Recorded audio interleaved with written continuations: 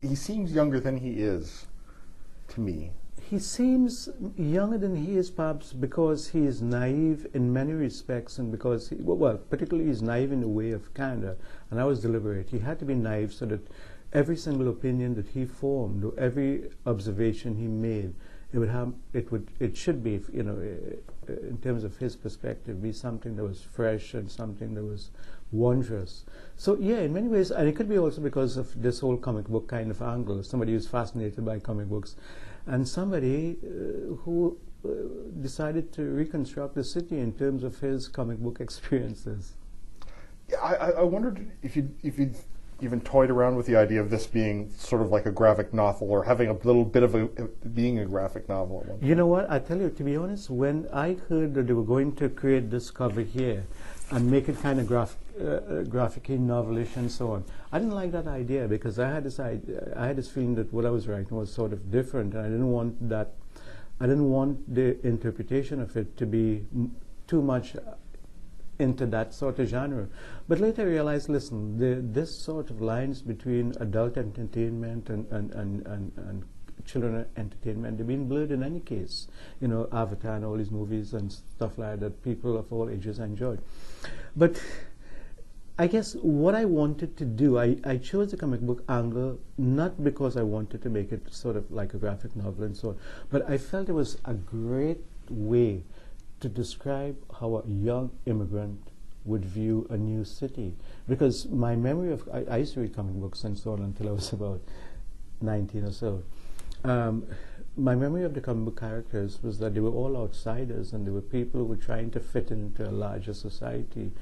And some of their views, their perceptions, and their observations of the core of the city, of the larger group, to me they were more accurate than the people who live inside. Their observations were. So I felt that, it wasn't my intention initially. I didn't set out to say I'm going to write a book in which comic books or this whole genre is going to play a central part. But as the novel developed, I realized how much it kind of fell into what I was trying to do, the kind of perception I was trying to give this main character. At first he just stays in his father's apartment. He's like terrified. He barely even looks outside. Yeah. And then he sort of spreads tendrils out based on the TTC and the subway system and the buses. And that's because I wanted him. You have these two people. The two main characters are him and his father. His father is this older person who had come to Canada with all these dreams, and because he couldn't fulfill these dreams, he sort of barricaded himself into almost a self-enclosed prison, and he wanted to do the same with his son. He said, listen, don't go out of Regent Park. So the first time this fellow came, Samuel, when he looked outside, he felt that in his mind it was a kind of bizarre world. He didn't know what to make of it. But he was a different person from his father. For him, this wasn't a place that he should imprison himself against, He shouldn't barricade himself. He wanted to explore Canada. He wanted to come out bit by bit. So you're right. It was his footsteps initially, they were kind of tentative. But every little hurdle, every little thing that he came and he saw, to him it was an adventure, so it was great. He, at the end of the novel, he said he couldn't wait to leave Toronto and go out into the northern area and he had to see it in terms of comic books, because he said his mind was so wrapped around small villages and towns. So he saw the northern parts of Toronto as comic book panels, big flapping banners of mists and freaky little animals and stuff like that. He sort of changes things up every once in a while, and he'll sort of, almost like a page in the comic book, or a scene change. Exactly, precisely. One of the things I decided once I realized that I wanted to have this comic book angle was that I'd try to create some of the conventions of that genre, make each chapter kind of episodic, the way comic books are, create sort of bizarre characters, people, like Dr. Bat and Roti Ramirez, he called himself that name, and Barbarossa and so on. I also kind of focus on the more bizarre aspects, or the eccentric aspects of people's speech patterns and their dialogue and so on. So it was a risky thing. I didn't want people to say, oh, this isn't Toronto, or, how could he meet all these crazy people in a place that I see to be so normal and so boring in some respects and so on.